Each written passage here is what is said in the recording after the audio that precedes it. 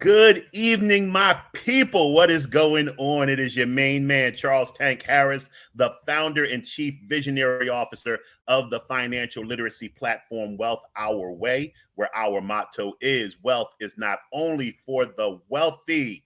I welcome each and every one of you to episode 21 of the Financial Power Hour. This is an episode on financial independence, and it's going to be over the top with the information that we're covering and the guests that I have present. But before any of that happens, I got to practice the attitude of gratitude. Thank each and every one of you who are here with me live as we stream across the Wealth Our Way Facebook page and the Wealth Our Way Network YouTube page. If you haven't done so already, please subscribe to the Wealth Our Way Network YouTube page. I also want to give that shout out to Wild Nation, all the members who will watch this program in this pre-recorded state overnight, over the weekend, wherever they can get their fix for financial literacy. And then last but not least, a heartfelt how are you to the good folks on the Life 101 platform. And with that, we're off.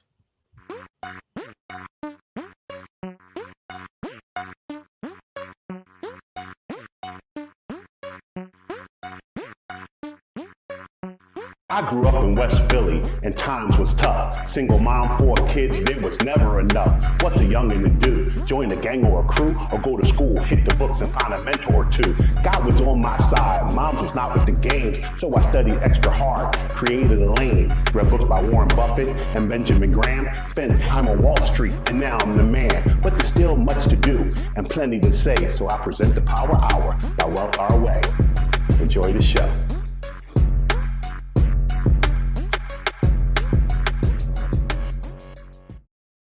Hey, thank you for stomaching my corny rap. I like it. I hope you like it too. Anyway, tonight's show promises to be a banger. So, on 15 Minutes of Finance during the week, I give you a snippet of things that'll help you move through your financial endeavor on your journey. But the Financial Power Hour, this is where we really lock it in, because we not only talk about finances, I bring guests on that can we can share thoughts and ideas and talk, and you can hear a different opinion than always just hearing my mouth talking about what's going on in current events and how it affects us financially. So tonight, we're going to talk about financial independence. And I have 2 amazing entrepreneurs on tonight's program so that we can have a family style discussion for Wild Nation on all things financial independence. My first guest is a longtime friend of mine. I'm going all the way out of political correctness, and I'm introducing the guy first, but I want to save the beauty and the brains for last. And if you know my man, Bru, he possesses neither. I'm just playing. So this is my guy from Temple University, TU Nation Stand Up, for the owner, co-owner, and operator of Revel Security, my man, Bryan Bru Revel. And I tell you what, if you call him Bryan, like my producer did earlier, you may need security. So don't let that happen. Then, every so often I have to go outside of my network to bring people onto the show who can provide just a glimpse into ideas that aren't trapped inside the mind of Minolta, as the ad used to go. Tonight, I've been blessed to be accompanied by the lovely Irene Hunter. She's a mompreneur. She's a wife. She's the former CEO of Elevate My Credit. She's in real estate as both a realtor and an investor. And she is just dynamic. I had an opportunity to spend some time with her in the green room, and the conversation that we're about to have is going to be next level. So without further ado, my people, what's going on, guys? Hey, how are you? What's good? What's good? To you, motherfucker. To you. I'm good. So, first and foremost, as I would always say, thank you so much for doing the show tonight. It's one of those things where we set the roster for topics and guests well in advance. And sometimes we, in the rigidity of getting the shows that we feel as though are current and will have people interested, an idea will pop up. And so we just finished with the nation's birthday and Independence Day. And Financial Power Hour is not a political show. So I will not discuss the upheaval in our country that has a lot of people saying that America didn't deserve a birthday party this year for its independence. But it just made me think, why don't we just start talking about financial independence this week? Because ultimately, I think that's everybody's goal. Everybody's goal is to be able to, the way I describe financial independence is everything that you need to have taken care of in your life financially will happen whether you get out of bed or not. So we will always have wants, and we can't necessarily always know ahead of time the budget for our wants, but to know that our expenses, that our needs are met by the finances that we have accumulated over the course of time, that is promoting true financial independence. So what I want to do is have a family style conversation around what financial independence means to you guys growing up in the communities that you grew up, how it was addressed, if at all. And then we'll just have a conversation as to how you are going about achieving your own personal financial independence. Does that sound good, family? Yeah. Gotta do it. So even though I introduced my man Bru first, I'm gonna let the lady take center stage. Irene, please tell the people about yourself and, just give us a little background into all things Irene Hunter. Sure. So I ran a personal credit repair company for about 14 years, and I just closed the doors last October. It was difficult to juggle real estate, working full time, and having a credit repair business. So I had to pick one. So that's what I did. But I grew up in Philly as well. And I didn't learn about financial independence really until I was on my own. So just juggling bills and, children and getting married and all of that, that set me on the path to credit repair. So my husband actually was my first client. Okay. So, yeah. And I tell everybody, all my old clients, that he was my first client. He was my guinea pig. Did you get him fixed? Did you get him right? Oh, yeah. Cars and houses and everything. Yeah. I wouldn't have let him take me down the aisle if he didn't get right. Absolutely. So, yep, I did that. Worked full time. I worked in many industries. So, most recently, I'm no longer employed. I'm self-employed. But most recently, I worked in finance. I worked in mental health. So, I have a lot of different experience from a lot of different industries that I include in what I do now. I also mentioned that I'm an author. So, I self-published a few years ago, A Woman's Guide to Confidence, and that's about 10 years old, maybe. But yeah, so that's just a little bit about me. I do a lot of different things, but my passion is real estate and finance. I love it. And before we get to my man Bru, I got to do some follow-up questions and just dig a little deeper on some of the material that you just blessed us with. So first and foremost, what I would ask is, I love how we've done previous programs where we've delineated between self-employed and owning our own business. And it normally takes an entrepreneur such as yourself, who's had the experience of being the CEO of an entity and then going into business for herself, to understand the difference of, hey, you know what? I have a job that no one controls but me, but it's still my job. If I don't get up and go do it, it's not going to get done. Versus I'm not, and so automatic, you pushing all the right big tank buttons. Like, I know you know your stuff. And what I would ask is, tell people, before we introduce my man Bru, tell people your experience with going from running an entity that you could step away from and know that your employees had standard operating procedures to follow and you could be gone, versus, hey, this is what I do to make my living for myself now. I learned that late. I worked my business alone for many years. I would have 15, 20 clients at a time and work and be a mom. So I learned that lesson really, really late, to put processes and systems in place and to hire other people. So I think a lot of times us as African Americans, first generation entrepreneurs or business owners, we try to do everything ourselves, and that hinders us. So I didn't learn that until later. My very last couple years is when I actually hired staff. Understand. And it was family. So, and then I stopped being cheap, and I put processes and systems in place so that I could step away and people could come and schedule their consultations. And I had video courses and different material that you could feel like you're talking to me, and I'm in Florida somewhere. Right. So I didn't learn that until later, but that is really, really important. And I'm still going towards that goal now, where I don't have to get up and show a house, or I don't have to, call clients or do listings or any of those things. Right now I'm hustling. I'm in these streets hustling. But the ultimate goal is to be able to not have to get up and do anything. and that our cash flow will come in like clockwork. to only do the things that you wish to do and not to do anything that you have to do. Yes. Bru. So for the people, and a lot of people who watch this program are my Wild Nation family. A lot of us are all Temple alum or know me and Bru to be thicker than thieves in Temple. This was my guy. It's funny when I give my entrepreneurial background, I always want to start with the stuff I've done as a quote unquote adult. But the reality is that my entrepreneurial roots run way back into my childhood. I tell people all the time that the first business I ever had was actually a snow removal business. The acronym was SNOW, SNOW. It was some Negroes on welfare. And we went around and we shoveled payments. One of my later entrepreneurial endeavors was Big Boy Enterprises, because me and my man Bru both have some real girth on our bones. You know, we triple XL and up. And we used to entertain the Temple community with parties that are legendary still to this day. If you are over the age of 40, you know about the BBE Funk Fest and the friendship that was spawned from that business relationship and the trust.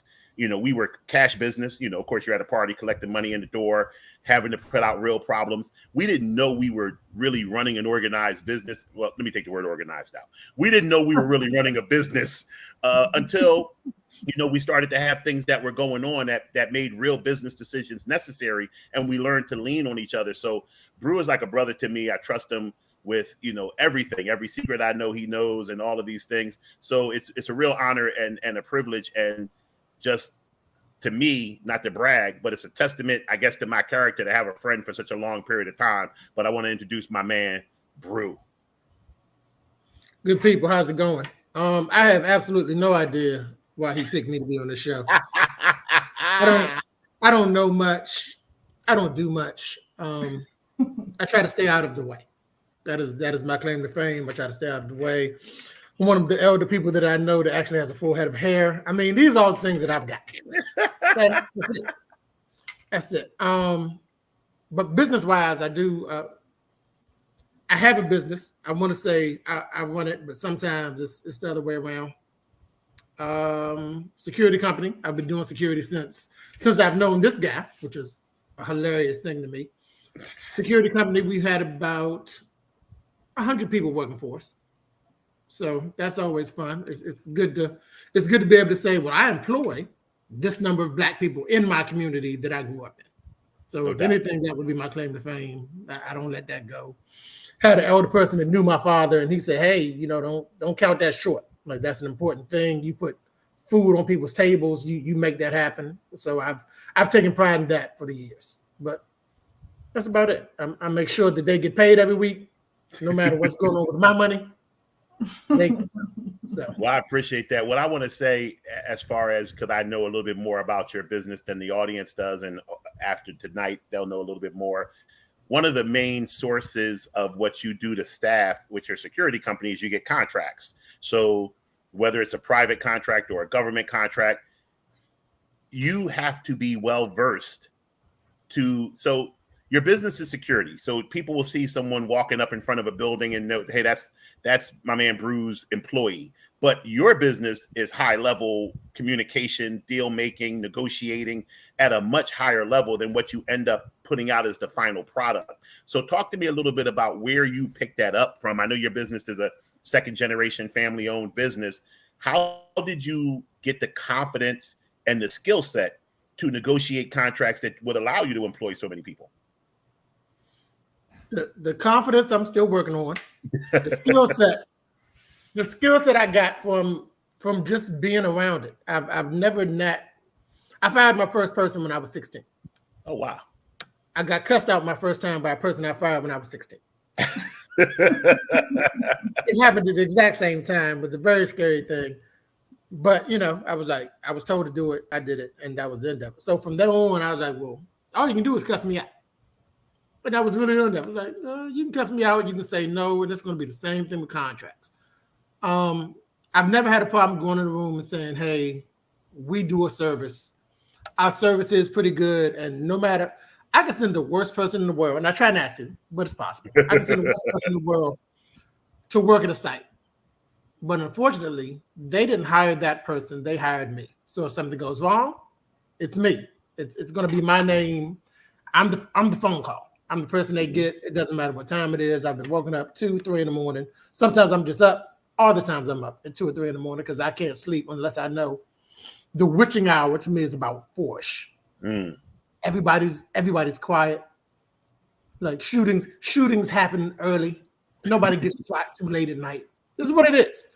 No doubt. People get locked out. People get locked out at a certain time. So I figure if I can do that, I can deal with whoever the boss is. And the hardest part, the confidence part, is when I talk to bosses about how much they should pay. Like, I'm a boss and I talk about how much I should pay.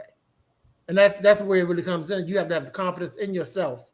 It doesn't matter. I don't care what you're doing. From your first gig at Snow to real estate, if you know this is the price and this is how much it's going to be, this is the price, this is how much it's going to be. Nothing I can do about it. I love that. That confidence I'm always going to have.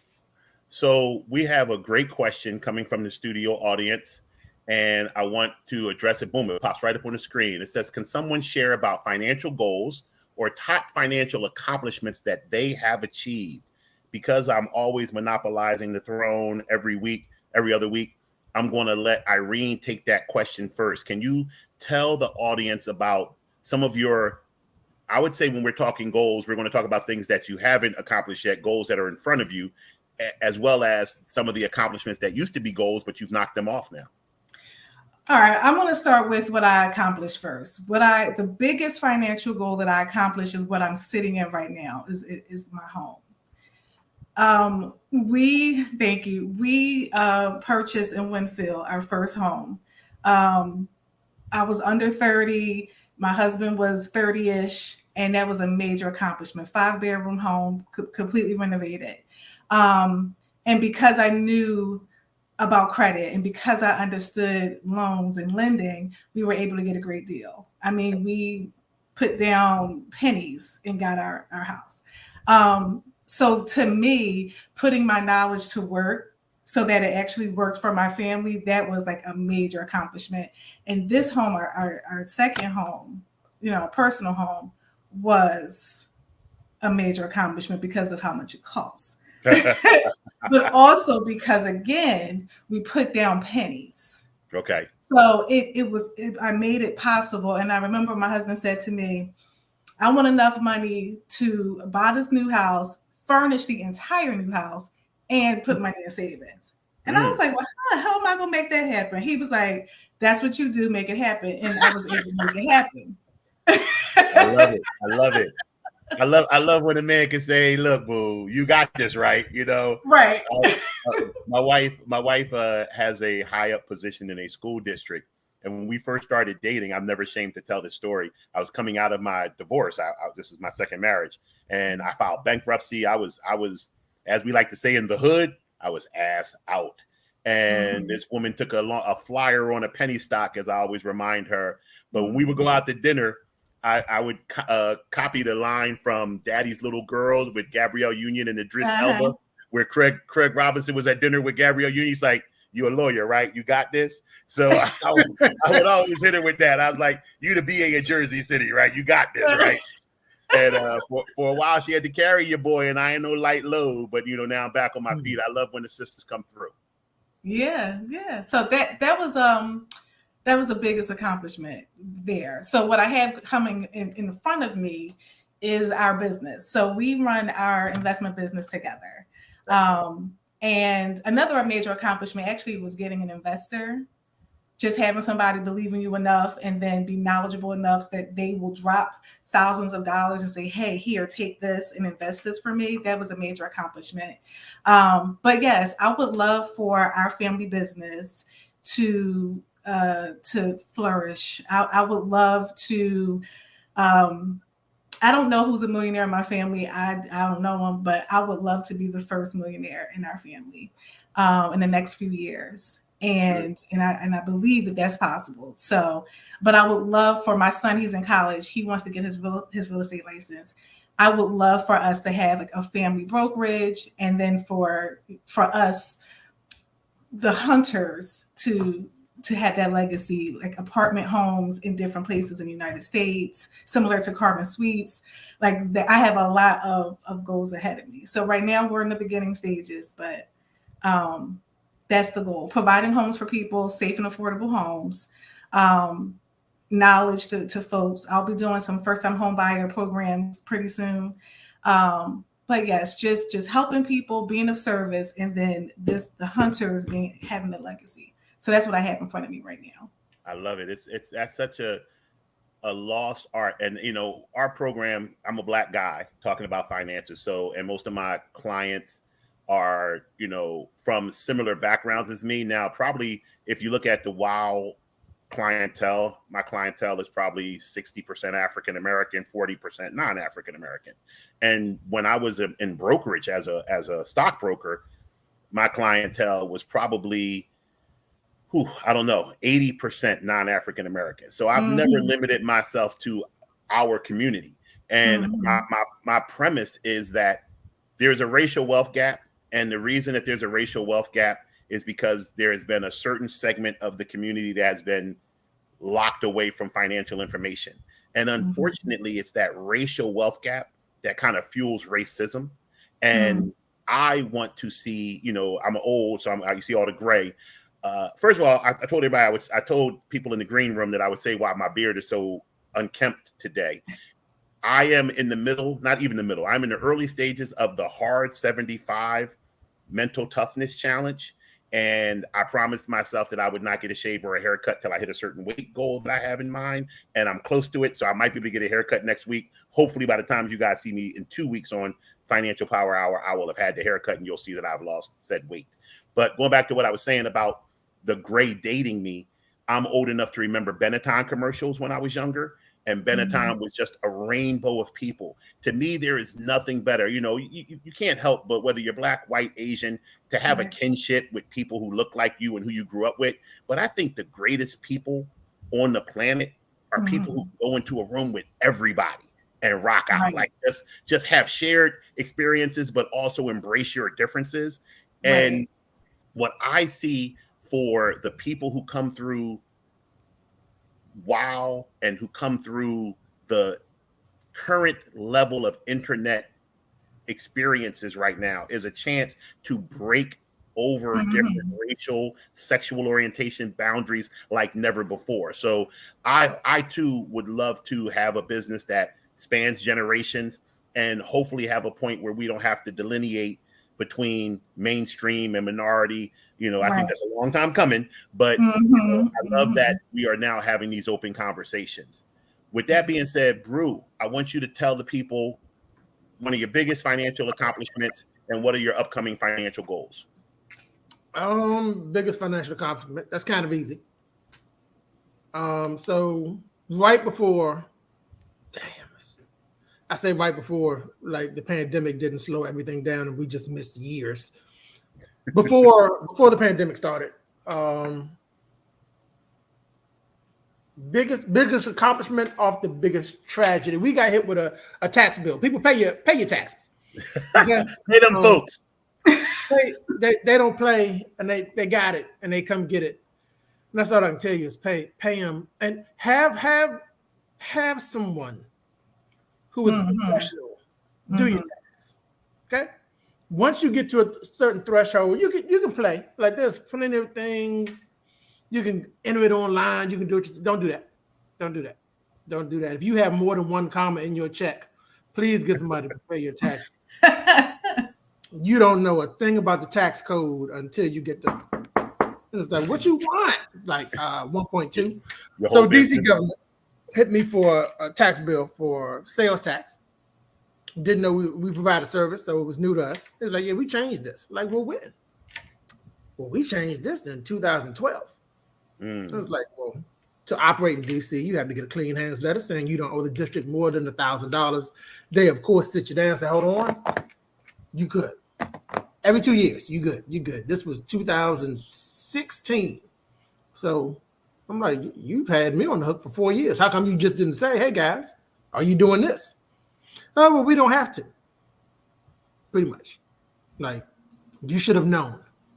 Tax professional would have known. because of course after a while you got to get a tax attorney. First thing he asked was, "Oh, did your accountant do this?" Because we can just say they have to carry, like a doctor would. They have malpractice. They messed up. They'll pay it. It's no big deal. You're done. Like, no, we did this to ourselves. Oh, you're stuck, and we got stuck with the tax bill. But fortunately, with a lot of prayer, a good tax guy, and I don't know how much luck is involved, but a little bit of luck.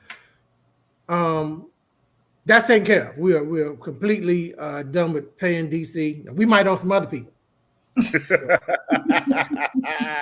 DC not going to do, because DC, they were always right there. It's like, yo, you can be late on anything, like 2 seconds late, and you owe us every penny from start, no matter what you've done. You might have entered into an agreement. To hell with that, and now you're right back square one. And the money you already gave us, that's my money now. So it was a double dip, and I was like, "Whoa, we can't live like this." So that's over with. It's good. It's done. Get a tax professional. Get a tax professional. Get a tax. Professional. Not your cousin. I heard. I mean, when you said, "Yeah, I hired family," I was like, "That's nice." Again, I didn't tell you I had to fire him. Like, yeah, oh no, exactly. You had to fire the Exactly. If you ever hire family, you fire family. That's get the fire him and hire some more family, and then say, you know what, I can't no more. That makes the family reunions quite tough. The spades games is real rough when you're sitting across from cousin Pookie and you let him go 6 weeks ago. Hey, Pookie did it to himself. And can I add to your tax comment? Oh, by all means. Tax planning. So before you start making the money, sit down with an accountant or a tax attorney and say, "Hey, this is my business. This is what I plan on doing. This is how much I'm projecting to make. How can I not pay half of this in taxes? Like, what can you share with me?" And we should be doing tax planning not in January, not in February, but like a year in advance. No doubt. I always say in perpetuity. The planning cycle never stops. So you never know when you're going to have a slow month or a windfall month. And when you're an entrepreneur, the one thing that's guaranteed is nothing is guaranteed. So you're always going to have an erratic level of expenses. I think Chris Rock did a bit many, many years ago. He says, when I go to my mailbox, I might have a check from a show I did, or I might not. He said, but I'll always have a bill in there. And that's an entrepreneur's life. Like, you may or may not get your subscription fees. You may or may not get a commission. You will always get, oh man, that software I run, yeah, they want their $413 a month right now for this, or they want this. So planning, whether it's financial planning, tax planning, or any type of estate planning, you want to be in front of that. Bru, tell us one of your bigger financial goals, since we know one of the accomplishments was getting rid of that tax bill. Bigger goal is also a tragedy. The way the world is working, I employ people. That's a great thing. Unfortunately, the way everything is going is automated. Everything is automated. Like Irene said, she can teach a class and technically not be there. You're looking at it, but everything's the same. With everything being automated, I'm still a very old school. I have people in places. But now it's turning more towards, at least for me, the need to have a virtual security presence. I can sit here, I can have one person watching 10 sites on the camera, as opposed to having 10 people at a site. So while that'll suck for the 9 other people that don't have a job, it's more revenue, easier for me, billable hours that'll still go in, and that's what it's looking at. So that's my financial goal, to take that, run with it, and see where it leads me. I'm not exactly sure how much money it's going to make, but I know, and again, because this is going to cost other people their jobs, while it'll be good for me, it'll be bad for them. So I kind of want to stay away from it as long as possible. But I believe that was 2 years ago, and I'm behind the 8 ball now. Lovey, I love the question. It was a great question. I welcome any more questions from the studio audience. I'll jump on the bandwagon of answering this question, piggybacking on my guests and their answers. The biggest financial accomplishment that I believe I've had to date was when I was working at the brokerage firm Smith Barney and was being recruited away by other brokerage firms. And I ended up signing up with Payne Weber, right as Payne Weber was acquired by UBS, United Bank of Switzerland. And they gave your boy a check for $240,000. I always feel the need, because I'm old, this happened back in 2000, so it was 22 years ago. I always feel the need, like when athletes talk about the difference in contracts now versus then, $240,000 22 years ago was like $700,000 a day. Let's make it funky. So they gave me a check for $240,000. And I had a contract that said if I brought over 80% of my business within 12 months, they were going to give me another $95,000, which I successfully did. So let me tell you, this is where, and the accomplishment isn't the money. I want to tell the story and then tell what the real accomplishment was. I took that check for $240,000. So now there's banks in the Northeast called TD Bank. Before it was TD Bank, it was Commerce Bank. And this is how far back the story goes. So I took my check to Commerce Bank and asked them to cash it for me. And they, of course, would not. They laughed at me and told me I could deposit my check, but they would not cash it because I wanted to take the cash home and roll around in it on the bed, because I had never seen so much money in my days. And they were like, no, dude, you got to deposit the check. The reason I say that's my biggest accomplishment is it was in that moment, because at that point I was already working for clients who were professional athletes. I had a $102 million client that was a college, that was an endowment account that I was the custodian for. But seeing the other people's money, even though they were huge numbers, it didn't move me. It didn't take me out of my mindset of how I grew up in poverty. Even though $240,000 nowadays, not to brag, but I've had a month where I've made more than $240,000. But at that point in time, $250,000 that I was worth that I could produce that, gave me a complete shift in the level of confidence that I had moving forward in finances. When I would sit in rooms with people and they would talk about, Lear jets or boats or $20 million estates or $100 million estates, now it was real to me. And I think that that's a lesson that I could have never learned in a classroom. To actually produce that type of wealth was such a major accomplishment for me. It took me out of the broke mindset, because that's what Dave Chappelle famously said in his stand-up. Son, you're not poor, you're broke. That passes. I had a mindset that didn't allow me to see wealth for what it is today. So that was really the biggest accomplishment I had. One of my biggest goals moving forward is I just finished listening to Michael Gerber's The E-Myth Revisited. I'm a huge book guy. And this is a book about E is the entrepreneurial myth.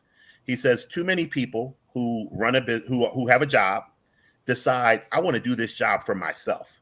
And they go out and they leave what job they had to become an entrepreneur with no understanding of all of the hats and all of the responsibilities and all of the lanes of being an entrepreneur. And he just did such a great job in his book of talking about how you have to create. And Irene touched on it earlier with systems and procedures. You have to create something that runs without you. That to me is one of the hardest things for all entrepreneurs to do. Those two words, let go.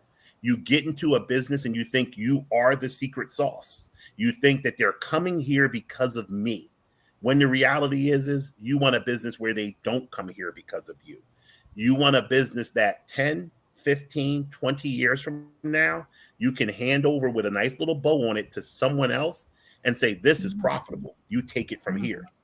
And that is my biggest goal, to create something that I can sell one day, that someone else will say, this is a worthwhile business. I'm not going to start my own business. I'm going to buy Tank's business. Yeah. You want to piggyback on that, Irene?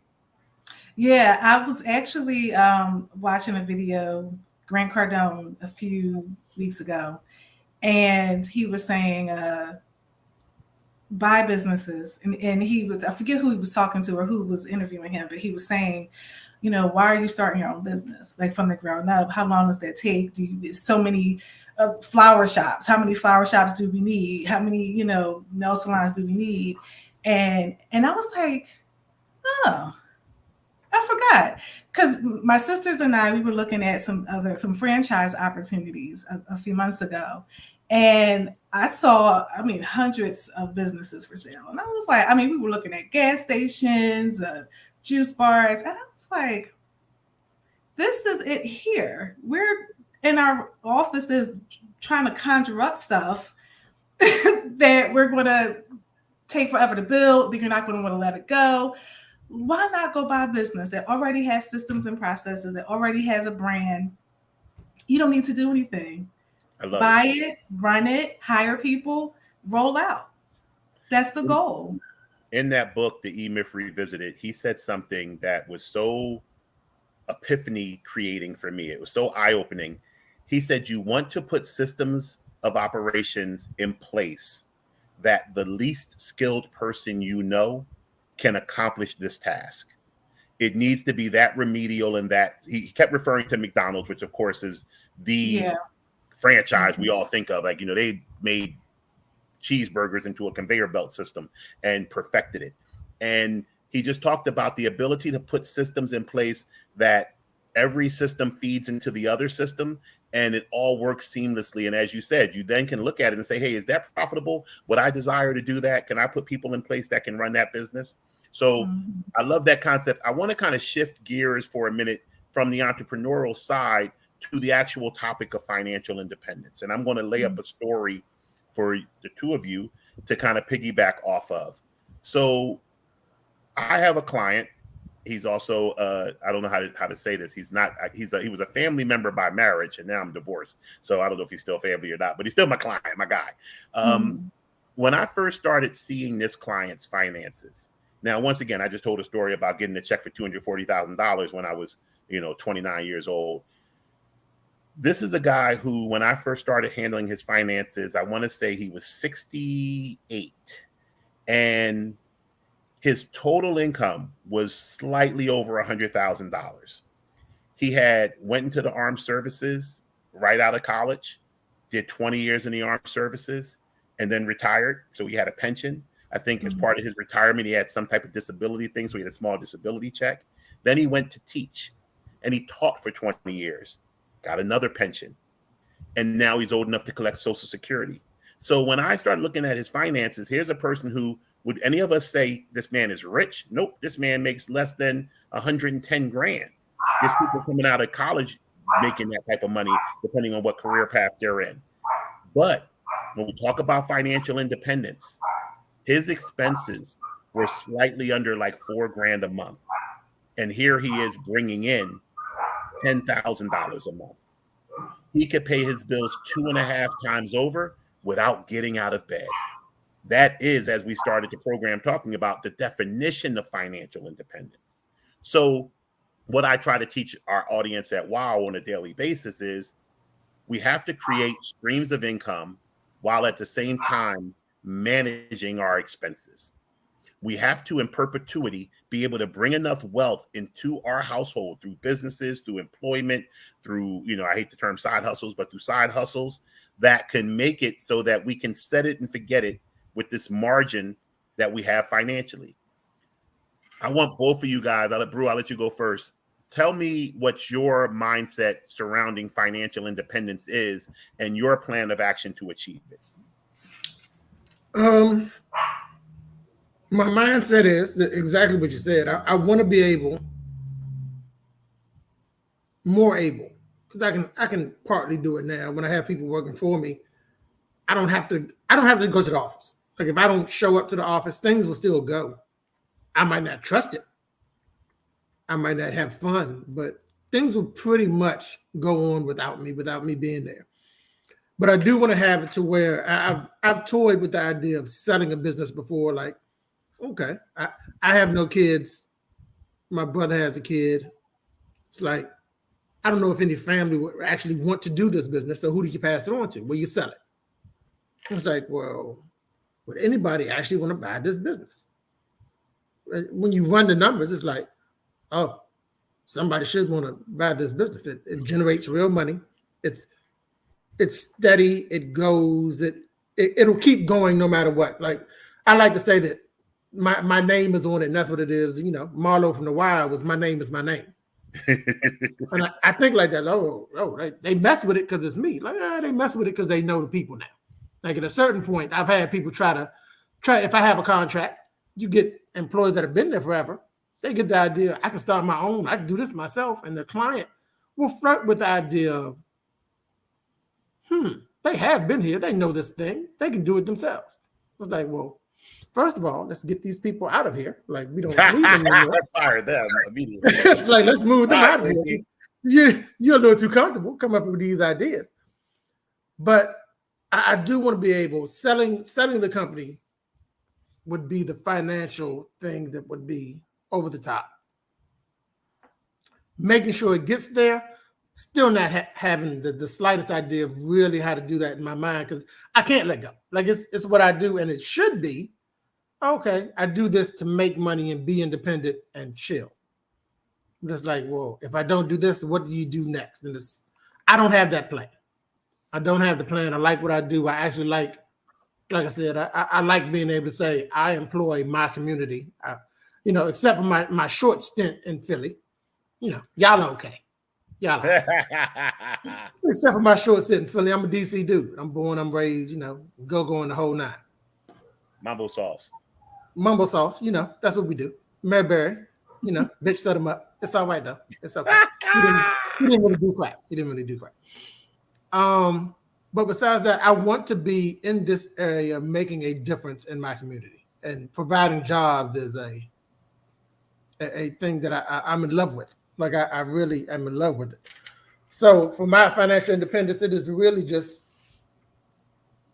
I want to make it to where I don't have to show up. Everything keeps going, but unfortunately, I don't want to let go. Like I'm very happy with it. I want to make sure that someone, I hate saying person of color, because Black is different. Like we've always had a different thing going on with our community. So my Black community, I want to make sure that it's the person that looks like me that is making sure the people that look like me keep going. Like that's the only independence I want. That's all I need. Like I got a house, I got a car. I do pretty much the things that I want to. I ain't bought a jet. If I get a jet, you can ride with me. You can. You can go. But I'm cool. Like I'm cool. I do not mind just saying I'm cool. If I one day get to say I'm a millionaire, which I do believe I'll hit, because I watch WOW. I watch the Financial Power. I watch 50 Minutes of Fame. I know what to do with money. I might not do it, but I can. If anybody messes up, it's on me. But my financial independence, I'm footsteps away, and I'm happy. But I want to make sure that everything I do, I want to make sure another Black person does. Understand. And that's my independence. As long as I know that we take care of each other, I'm good. Love it. Irene, financial independence for you.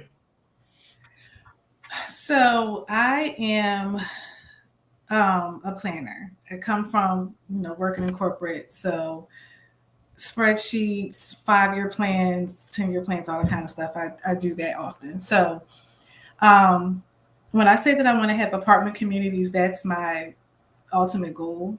That, as well as the senior homes or senior housing, I do not have to be present for that. All I need to do is purchase the buildings, have the capital, whether we partner or if it's just us, to have these apartment communities in place all over. I will do like the Philly tri-state area first.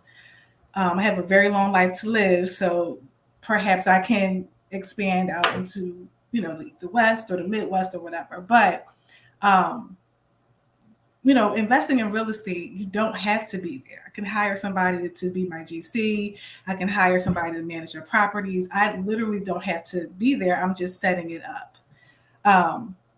So that is the goal. When I said I wanted to be the first millionaire in the family, that is what I would love to do. But after doing these plans and looking at our expenses and all of that, I really don't even need $1 million. So I think that what you should be doing is writing down what your expenses are, what your income is, what the gap is annually and monthly. And then you need to decide where you live. Do you want to keep living there? Do you want to move up to a bigger home? Do you want to downsize? Cars. Do you want to lease a car? Do you want to finance a car? You want to buy one? So you need to know the type of life you want, whether you have it currently or you need to aspire to do it later, and how much does that lifestyle cost? And then you need a plan for how am I going to be able to pay for this lifestyle and then have, money left over. So, and not just like a couple $100 or $1,000, but if you have $10,000 in expenses, you need to be bringing in $20,000. No doubt. For me to feel comfortable. And for me personally, like I'm not comfortable with someone else controlling my income. I'm not comfortable with that at all. So all of my income has to be from my businesses, whether I'm there every day or not. So yeah, that's the plan. Real estate, I absolutely love, and that's my exit plan. So like I don't have to wait until 65 or 70 to retire. I can retire way sooner if I choose to. One of the things that I find as a planner, it's a different hat to wear than as a financial advisor, as a financial seller of products. Right. And I would go into people's homes, sit across the table to talk about life insurance or talk about a mutual fund. It's different now from saying, hey, look, I need to know what it is you desire to have happen for you, and let me lay out a roadmap to get you there. And then I don't really care where you go to get the tangible items to complete the plan. And if you need my help pointing you in those directions, I will. But the plan is more important because that's ultimately what's going to drive this car. That's the engine, is the plan. When you say so I'm going to touch on the retirement statement for a minute. I think I'm going a little fuzzy with the internet. So let me know if you guys are. You're good. I can see you. Okay, yeah, perfect. Mm-hmm. I apologize. So one of the things that I've learned is that when you are thinking about moving forward with your finances, there's some momentum in getting your finances together that people don't understand. It's like I'm doing this hard 75 workout thing. In the earlier days, I would have quit much easier than now would take me to quit, because I look back at the amount of days I've already put in and I want to keep achieving. When you start seeing how money can work for you, you really will go through a metamorphosis where you won't want to waste money. And even if wasting money means getting things that you enjoy, you touched on earlier about furnishing a house. I remember when I got my biggest house that I've owned was a house that I bought down in Atlanta, outside of Atlanta in Roswell, Georgia. And when I got the house, it was 8,000 square feet. It had rooms everywhere. It's just so much to furnish. And I just kept looking at a term that everybody should familiarize themselves with: opportunity cost. Opportunity cost is the expense of what you can't use the money that you just used for. And I would think, man, do I really need furniture in the sunroom where nobody's going to go, when I can take this $20,000 and invest it in this property that's going to yield me $400 a month in rent? And everything starts to stack on what I could be making with this money, as opposed to what I used to think all the time, which is, how can I spend this money? As my man Kanye West famously said, I don't work this hard. What do you think I rap for? To push a damn rap for? You work so that you can have the trappings in life. And if you're not getting those trappings in life, then you're questioning why you work. When you said about retirement, I go into people's houses, or used to go into people's houses, and it amazed me how many people's answer to when do you want to retire was always yesterday, or as soon as possible, or tomorrow. I feel so blessed to be able to say with a straight face, I would, I don't want to die today, so God, be careful. I want to die at my desk. I love what I do. I want to be in heaven. They'd be like, dude, you was working earlier today and now you're here. Oh, word? That's what happened? Like, I have no desire to go. And I love playing golf, and I love being on a boat. I love doing wild stuff, but I get to do it and still have the life that I'm working right now. Like, so I made my retirement is now. And all I'm trying to do is enhance the income so that I can do more of the fun stuff that I like to do while it's going on. I don't want to come to a point where I say, I don't do this anymore. Now I'm officially retired and I'm on some other stuff. How do you guys feel about that in your futures moving forward? I like that. I haven't heard of that before. So I like what you said, is that my retirement is now because I'm doing what I want to do and I have the life that I want to have. So I do a lot, and my interest is all over the place.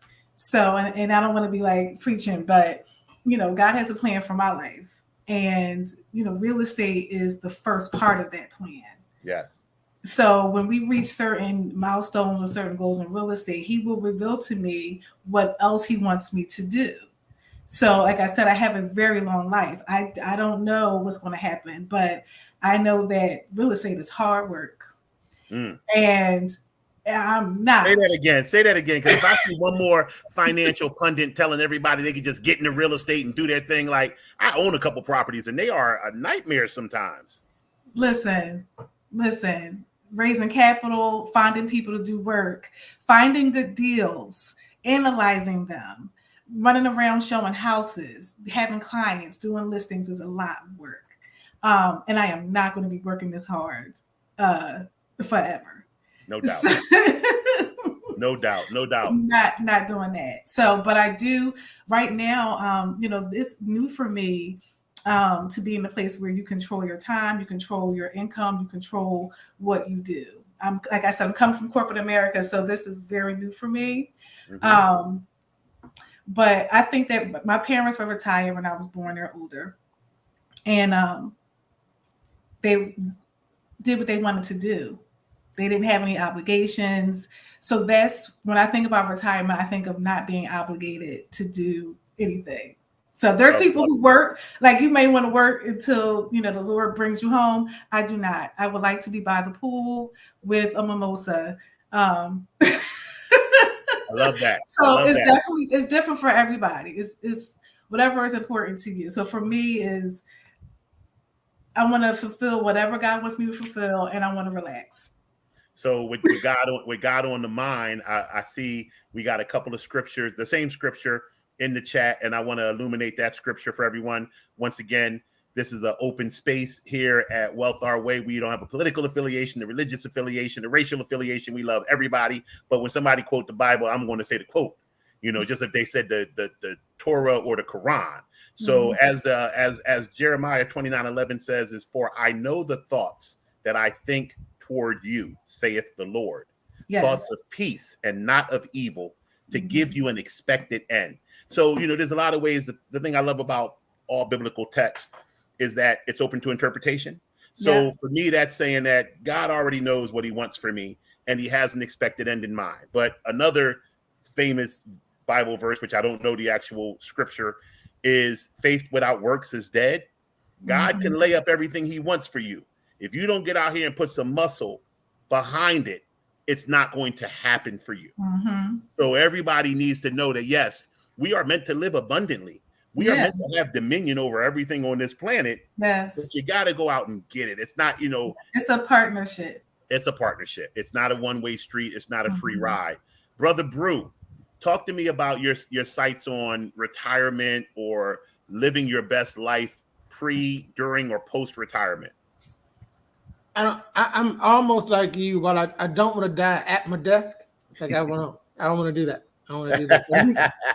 But I guess at least they'll know I'm there. So I don't know.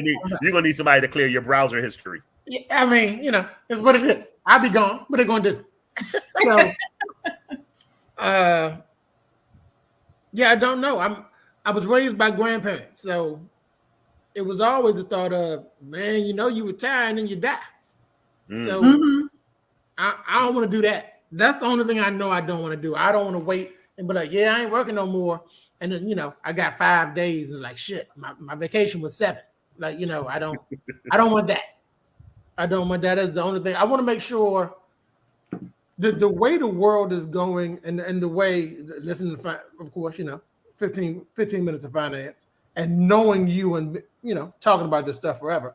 I don't want to get to a point where my fixed income does not keep up with the way the world is, because everything changes. I don't want to be, okay, I have $5,000 allotted. I have $2,000 that I need to pay. I'm sitting on $3 a month. Everything's fine. And then come to find out, well, no, I got 5,000 and now everything is 15 and I'm sitting there and it's like, where I'm gonna live? Right. Yep. That is a scary part where I know I don't want that. And like you said, the Chris Rock bit, I don't know if a check's going to be coming, but I know a bill's coming. I No know doubt. it's in the mail. There's no question. You know, I think COVID taught everybody you essential until you're not. Oh, yeah.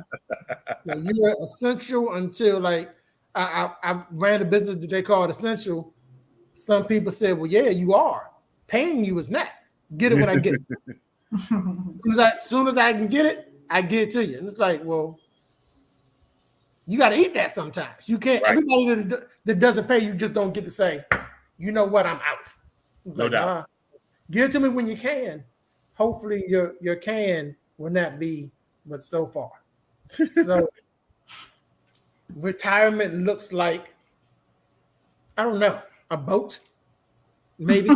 You know, I'm Maybe getting my a own boat. boat, and you can always welcome on No Panties. That's the name of the boat. That's the name of the boat. No Panties. Now, before everybody think I'm a pervert, do you really go in the water in your panties, though? Don't you wear a bikini or a bathing suit? Those are panties. Those aren't panties. That's a bathing suit. So no panties. You have to have a bathing suit on my boat. That's all. You know, don't start thinking perverted. Just no panties. Just come ready to swim when you come on my boat. So we are toward the end of the hour. On that note, we went from talking about Jesus to no panties. See how it goes so quickly on the Financial Power Hour. Jesus so made everything. We're going to wrap with each of you guys telling the audience one book, one program, one tip that you believe will help them achieve financial independence and freedom. Go ahead, Bru. Book I don't have. I'll come back to book. My book would be Journeys of a Reluctant Messiah.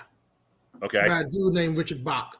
It opened my eyes to a lot of different ways of thinking. It was like, I don't understand how the Lord would not be happy with the job that he has. So that'll be my take on it for that. Tip, besides pay your taxes and get somebody to do it. Price for the future. Price for the future. I believe that, like I was saying, that the way the world is going, everything's getting automated. While it is very nice to be able to say I employ people, people are becoming expendable. You said the number one franchise, most people that will come to mind as a minimum wage job would be McDonald's. Mm-hmm. Well, McDonald's is paying more and employing less. You can be replaced by a kiosk tomorrow. Make sure you have a skill that translates to go, as you say, while it might be hard to get into real estate, they're only making so much of it, and it's going to keep moving from hand to hand to hand to hand to hand. So stick with that. Make sure that you cannot be replaced easily. You can be replaced. All of us can, but not easily. Make sure that you actually bring a value, and that things you do not only make people see your value, but no matter what's going on, you'll be able to flip that into something. You know, the line of Diddy said, you put me in the jungle, I'm going to come out 50 pounds heavier for meat and chinchillas. Wearing chinchilla fur. So, Irene, take us home. All right. So you said a book, and what was the second one? A book or a mentor or a phrase, something that could give the people something actionable that they can walk away, say, I'm going to tune into that show, or I'm going to read that book. So, The Greatest Salesman in the World. Mandino. Both of those books, absolutely amazing, will change your life.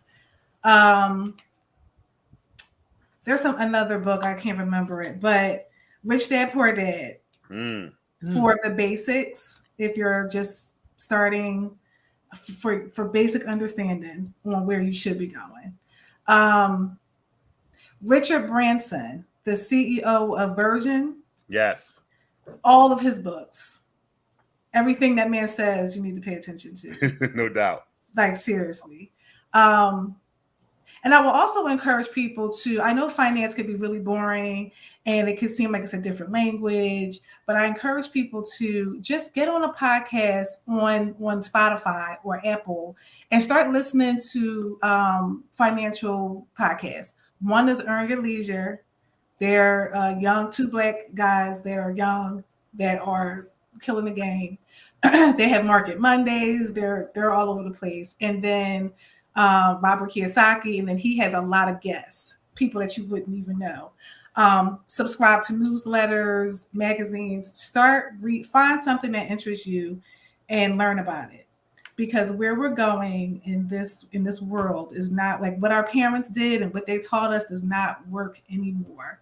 Mm-hmm. We have got to learn what's going on now. So, and as we spoke about the wealth gap and how other cultures are 10 miles ahead of us, we now can learn what they're doing, right? They're sharing, they've been sharing with people, but now it's televised, it's on video. So just start learning and start doing. And I'm telling you, you will learn, and your money will grow, and you'll get into things you never even thought about. But you've got to get the information. That's really important.